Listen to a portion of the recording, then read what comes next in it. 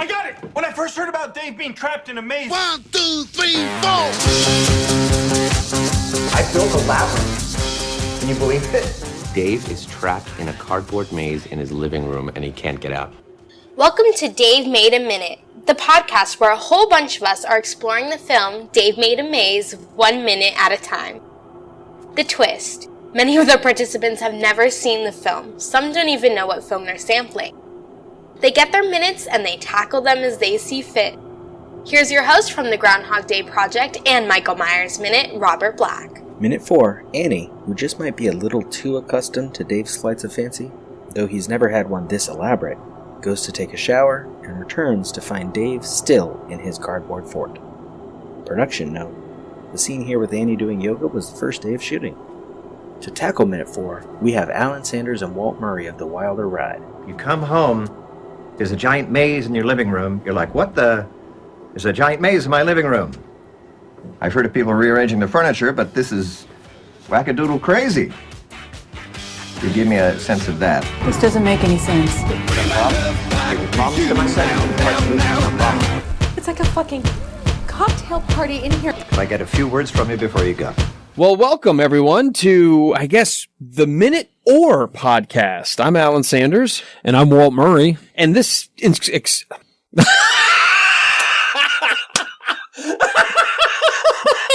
And we are off to the perfect start for this film. At least we're consistent. At least I'm consistent. And a big shout out to Robert E.G. Black for having us do this or bring it up. We decided to sign up for this and gave us 5 distinct, unique, and except for 2 of them, unconnected minutes of this movie that I have no idea what this movie even is. Yeah, we had to do a little detective work to even figure out what the name was, and I think we found it by accident. Yeah, well, you did, and you said, I think I stumbled across it. I'm like, I don't know if we're supposed to know that, so I'm gonna back off for just a sec, because I don't want to know that, but I had a little sense about what I thought was going on, sort of in a fantastic way. This is obviously one of those movies that has a sense of comedy, but also fantasy, and maybe horror, thanks to one of the minutes we got. Yeah, I think this is one of those movies, in breaking out 5 minutes of whatever this is, it's confusing. So here's the thing. I know we're giving sort of an intro, and I guess we'll only do the intro here since this is the first minute we got. And then from now on, we can just kind of go diving into the minute. But I have no way of referencing what came in minute 3. And I have no way at the end of this saying what's going to come up in minute 5. Because we have minutes 4, 18, then 42 and 43. The only time I can actually tell one of them what leads to the next. And then minute 70. Yeah, and I kind of feel like I'm dropping in and out of a TV show or a movie. Like I'm kind of walking in the room for a minute, watching it, walking out to go get a beer, coming back, and not pausing it as I go. Right. Or I'm wanting to say if there was somebody else in the room saying, okay, so what did I miss? Because I have absolutely no idea what's going on. Yeah, it seems to be one of those movies that you may not know what's going on end to end anyway. Yeah, so. I think a movie like this, I sense with the minutes we have, it's one of those movies where you won't really be able to figure it all out until the end anyway on your first viewing. So maybe this is going to be okay. Yeah, I guess so. And we just don't have those normal signposts of saying, okay, I just watched the last minute, so now it's carrying me into this minute. We're just going in, boys. Yeah, he just Water's got parachuted warm. into the middle, and here we are.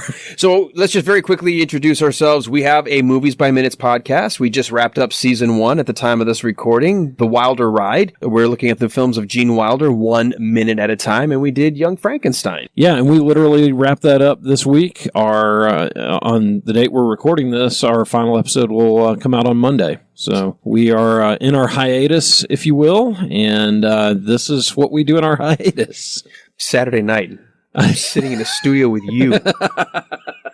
I don't know what you did in a past life, dude, but and I even enticed you here by saying I was going to take you out for like a dinner, and then you turned around and said, well, I can't have any alcohol. I just had eye surgery. I'm like, you can be a cheap date. Yeah, well, you don't know how much I can eat. Well, hey, I just thought about it. Hey, Siri, all-you-can-eat buffets in Cartersville. One option I found this week, restaurant on Mill Road in Williamsburg. We're not going to drive to Williamsburg. Oh, I don't know. Okay. It does have 3 stars. All right, so let's dive into this. Minute number 4 of a movie that has been redacted. Do you want to say, because you did stumble across the name. I don't mind if you want to say it, but I didn't look it up. I don't know anything about it. I recognize the actress in this scene from something I saw, I think College Humor, and I think she was cast as a pilot on a Fox comedy that I just remember seeing an advertisement, but I don't watch a whole lot of TV, so I have no idea anything about it. Yeah, and a lot of the actors in this that we've done just some quick research on, all of them are working actors. All of them have an extensive IMDb background. And actually, one of the actors that we're going to come across in one of our minutes here is a guy that I know from one of my favorite podcasts, Super Ego. And if you've never listened to Super Ego, it's a lot of good improv comedy. And James Ubaniak is one of the folks there. But well, then you know something I don't know. Yeah, so, and I actually stumbled across that by accident too. And so this movie apparently is called Dave Built a Maze. And Dave built a maze, or you told me Dave made a maze? Dave made a maze. Dave something. Dave did something to a maze. And it amazed us. Dave did something to amaze. Hey, like I said, did he do something to amaze us? Wait a minute. Maybe that's the pun. It's amazing. It's astounding, but it's no bullshit. And it is weird. Okay, well, let's open up with the one person I did recognize, Mira Kubani, I think is how you say her last name. She's an Indian, I think half Indian, half American, but she's definitely an Indian-American actress. She has no accent in this whatsoever when she comes in. But she opens, obviously, having returned from somewhere. Mm-hmm. And she's got a bag over her shoulder. She walks in and gets ready to close the door, but she walks into what looks like a cardboard sort of castle or fort like you would make for, when you have little kids. So I automatically am assuming they must have a kid or something like that, just based on this opening shot. Well, yeah, you would think so, but, with some of our friends, I could see something like this happening, and their significant other you're right. After a weekend. I forgot about our mutual friend who owns a toy store in a room for his collectibles. Yes. He literally bought slats from an outgoing toy store and has pegs and keeps all of his in the bubble wrap or whatever. Because toys are not meant to be played with. They're meant to be collected and looked at from afar. That's right. That's a fun dad. Absolutely. What are you doing in my toy room? I want to play with the toys. You don't play with toys. Here's a stick and rock. Go outside. Go play on your iPad. Yeah. Wait a minute. Right. Wait a minute. We want our kids to have all these adventures and go and do things. And anyways, we digress. Obviously, she realizes he's been working on this for a little bit. I do want to point out a couple of things because we don't know what's going on. I want to try to be as observant as I can. And right behind the door are two musical instruments. It looks like what's a keyboard, like a synthesizer style keyboard, right, and a trombone just propped up behind the door. So I'm guessing they don't get a whole lot of use. No, I'm kind of guessing that Dave's a little bit of a slacker. And I love her expression when she first walks in, because it isn't even really surprise. It's more like, yeah, this is about right. This is about right. And, she doesn't say, hey, come out and start taking it down. There's none of that. She just kind of accepts the fact that this gigantic fort has been built in the middle of her apartment. Now, again, we don't know any of the context clues or anything, so we can only point things out. She's making her way around the side of the fort and stops, and you hear him, and he sounds like he's far away. Yeah, in a tunnel or something. Right. I mean, it doesn't sound like he's just, I get it's muffled, but it's more muffled than what I would think is normal. Yeah, it is. And it definitely there's a little bit of an echo to it. Mm-hmm. And he's got a factory or something going on in there because you see the smoke coming out of the side? Yeah, and she definitely has the look like, great, he's getting high in there. Oh, you thought he was smoking something? Yeah, well, I knew that there was something going on, but she definitely has a look like, maybe that's what she thinks, but when you're listening with headphones, it almost sounds like 19th century smokestack, like there's some kind of a steampunk theme going on. I thought it was like here. A train or something like that until they pulled back a little bit and I could see what it was. Oh, I didn't think about a train. I was, like I said, I just had this idea of like steampunk, like steam escaping, like this idea that something is being driven inside. Yeah, some kind of machinery. Yeah, some kind of machinery. Yeah. Exactly. Mm-hmm. I have no idea if the stag sitting down on their, what do you call that, sideboard in the family room there. Right. Uh-huh. You've got a frame, looks like a picture. It looks like it looks like he's built this in the apartment, or it looks like an apartment since the way she comes in the door. Mm-hmm. You see the kitchen sort of in the background with some kind of new age, almost IKEA-like stools. And the next shot we get as she leaves this room is you see an entrance for this cardboard fort. and it says enter, like obviously that's the entrance. Yeah. But you look all around on the ground, on the floor, it looks like just hundreds of origami birds. Yeah. It's really odd. I mean, he's definitely trashed the apartment. But it doesn't look like it's all that big. It looks like maybe, I don't even know if it's as big as a refrigerator box. I mean, it looks like he's got actually a couple of those like moving boxes sort of like propped open and taped together. There's a lot of masking tape and looks like duct tape. And doesn't it look like the enter sign is backlit? It does. It looks like it's like the exit sign you would normally see. Yeah, it says enter. Well, I guess maybe that's why the steam engine's powering, the electricity for the enter sign. Yeah, and that's a lot of power going to that enter sign. And then he's got that sheet hanging in front of the door. Right. So instead of a door, it looks like just a blue towel. Just a blue towel or something. And it looks like a bath towel because it's got that sort of ridge at the bottom there. Oh, yeah, right. So the camera, which by the way, this is the first time it sort of just does like that cut and comes around because it did a nice sweeping move when she walks in, when Annie walks in. And the reason we know the actors or the character names is thanks to Robert gave us those all ahead of time, so we were able to put 2 and 2 together. Here's Annie. So she leaves the room, has that sense of, I leave you, I guess, for the weekend, she does say eventually here. Is this what you've been doing all weekend? But she comes out after saying, I'm going to go change, and she comes out with a yoga mat. And I guess it's time to do a little yoga. Yeah, I guess so. Your boyfriend's in his, or husband or whoever is in his castle getting high, so you're going to do yoga.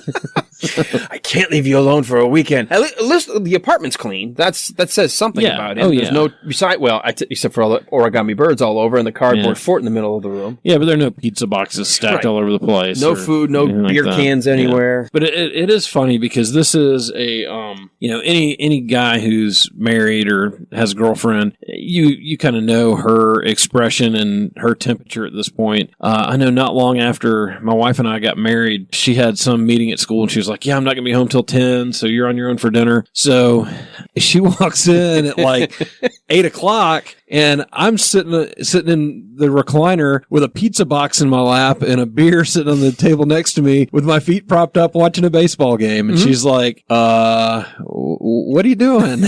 I mean, I'm just eating out of the pizza box. And it's that kind of same look of, oh, I really did marry a Neanderthal. and it's that same look that she has, she's kind of dealing with this of just... Yeah, it doesn't look like she's angry per se. No. But it almost looks like she's like, oh my God, again? Or, yeah, exactly. Like this is Dave. We know it's Dave. This is Dave. I think that's exactly But what we get that is. sense like... what are you doing? Yeah, I think that's exactly what it is. It's not, oh, I'm so happy to be home. She just kind of walks in and it's like, oh, crap. Just more of the same. On the reverse of the room, where we kind of see, obviously, she's coming out of her bedroom. She's changed into something more loungy, I guess. We see sort of a bookshelf outside of what I'm guessing is the bedroom door. There's a turquoise owl on there. There's other things that, as a video guy, somebody that does corporate videos and training videos as well as creative shoots, anytime I see a space like this, I'm like, okay, let's get a couple of neatly colored items and books to just make it interesting. So I don't know if that's anything significant. What I do think is interesting is on the other wall, a couple of old like movie reels, like you and I when we were in elementary school, the old fashioned kind of film projector reels. And then there's a 3 fixture, I guess, like sort of a wall outlet, but as you can see, it's got one of the curly Q fluorescent bulbs modern in there. Bulbs. And so they're energy conscious. Yeah. And then kind of one of those I don't know if it's antique or not, but one of those radios that's probably from the 60s or 70s. It looks like it's an old radio. Kind of we don't know if it's like one of those retro, but it certainly looks like an old white retro radio. Yeah. And then probably a fake plant. So kind of, and we do get a sense, decoration kind of stuff. We do get a sense at the very bottom of the frame, what looks like maybe 2 kind of older looking, or again, maybe retro cameras, because one looks like it's got a flash bulb attached to it. Yeah.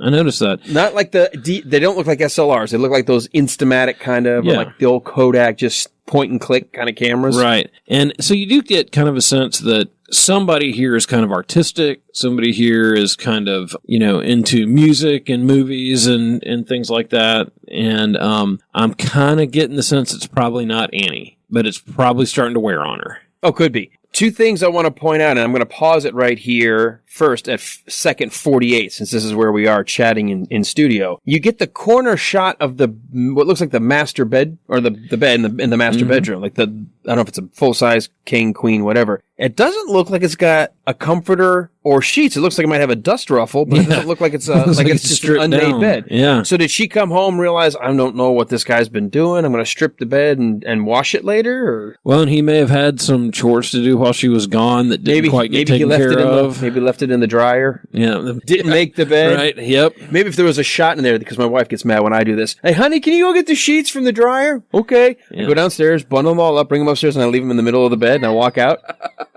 Why didn't you make the bed? I never was specifically told to go make the bed. You told me to just go get the sheets from the dryer. I put them on the bed. I thought you were going to do that. That's right. I thought you were looking forward. I to was the helping opportunity you to make the bed. So apparently you've let me down when we really look at it. Well, there's.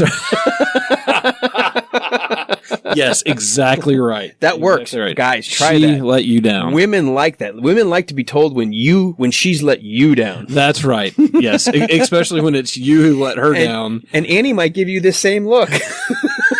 Yes, exactly right. Your personal Annie will appreciate it as much as she does. So this is where she comes out and she's, still talking to him through the cardboard, but he says something interesting. He says something like he's lost. Yeah. And then you want to wonder, is he lost in thought? Is he lost in their relationship? Is he lost in, his own musings? And I can only assume with what the little we know about Dave from this 1 minute and Annie from this 1 minute that she's probably not real amused by it. No. And, but not real surprised by it either. He's glad she's home. I mean, he says that when she first gets there. And, he whistles. Yeah. I forgot to mention that when we see the shot of him, or not of him, but of the entrance, it sounds like the Star Spangled Banner. And he's it's almost like a killing time kind of thing because he whistles and then he kind of makes some mouth sounds. Like, where am I? Yeah.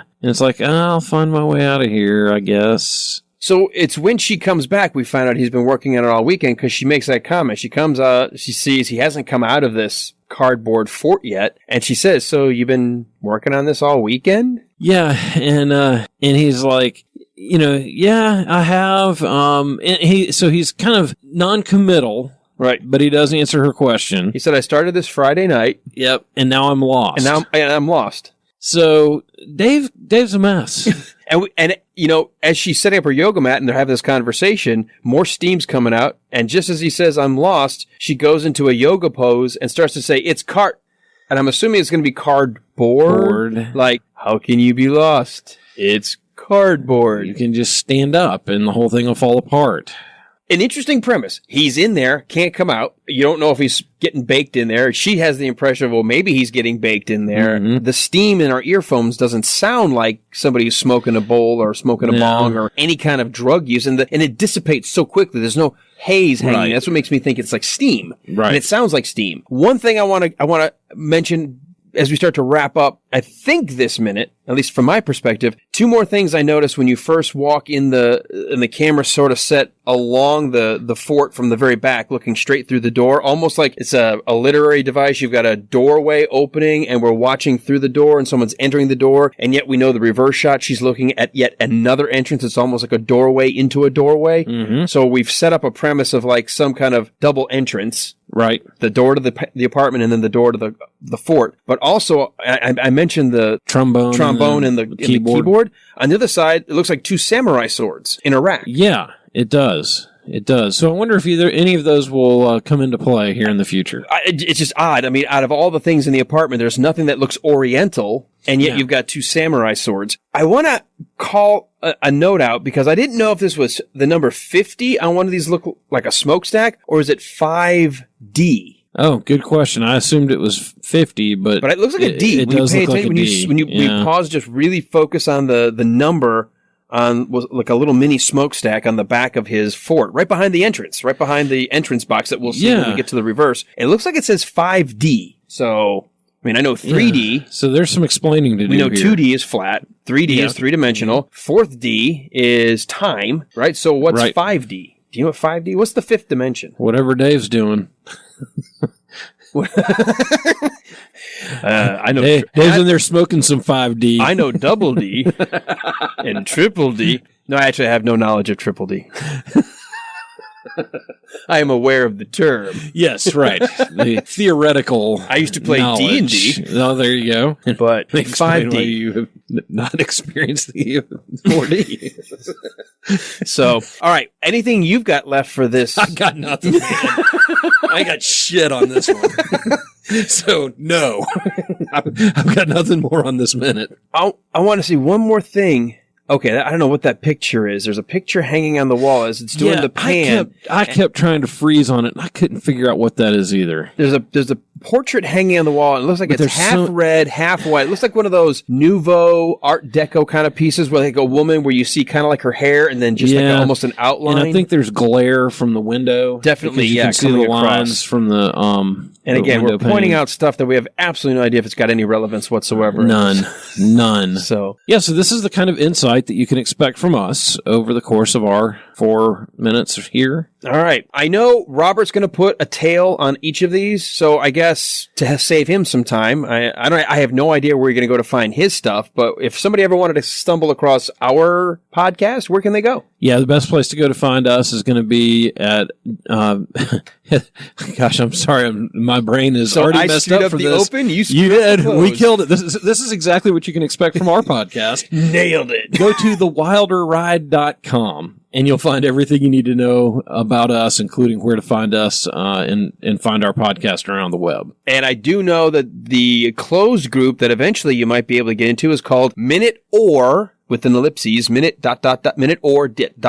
So if you're part of the Movies by Minutes group, find Robert Black in there, and maybe you can join this. At some point, he may invite a whole lot of people to come be part of his closed group. I have a feeling this is going to be an interesting group. All right, so you won't hear us again until minute number 18. And I guess we can set the table for that way back here in minute number 4. But we will, I think, be inside said fort when we get to minute number 18. I think so. And for some reason, the King and Queen of Hearts are going to play a factor in the minute we have to do when minute 18 comes up. So keep that in the back of your heads, folks. Minute 18. Well, I'm playing with the Queen of Hearts. Knowing that it really smarts. That's what you have to do. The Joker is the only fool. Oh, and Dave still doesn't fall into place. I have no idea what we're talking about. We have no clue. And then I could probably disarm all the traps. And then we could finish this maze. Who is with me?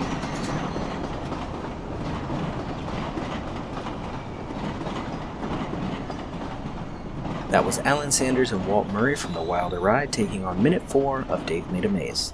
They will be back in Minute 18. Next time on Dave Made a Minute, we've got Chris Frayne and Rudy Thornburg from Open the Podcast Doors How taking on Minute 5. Thank you for listening to Dave Made a Minute. Intro dialogue snippets were taken from Dave Made a Maze, directed by Bill Watterson, written by Bill Watterson and Steve Sears, and produced by John Charles Meyer. Intro music is Diversion by The Equals, featured in the film Dave Made a Maze, and Life Cycle of a Match by Parvis Decree.